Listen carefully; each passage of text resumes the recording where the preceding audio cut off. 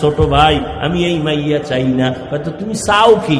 আমি এমন একটা মাইয়া চাই যেই মাইয়া আমার বউ হবে, আমি এমন একটা মেয়েরে বউ বানাবো যেই মেয়েটা আমার হাত ধইরা আমাকে জান্নাতের মধ্যে ঢুকায়া দিবে।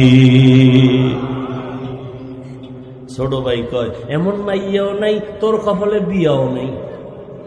বড় ভাই একটা পয়েন্ট আউট করে দিল, কয় ছোট ভাই আল্লাহর কসম ভালো করে শুনে রাখ, আমার অন্তরের নিয়তে যদি কোনো ভেজাল না হয়, আমি যদি আমার মাওলার কাছে আমার এই তামান্নাটা বিশুদ্ধ ভাবে করিয়া থাকি, একদিন আগে হোক পরে হোক ইনশাআল্লাহ আমার মনের আশাটা মাওলায় পূরণ করবে ইনশাআল্লাহ। ছোট ভাই কইয়া চলে গেল।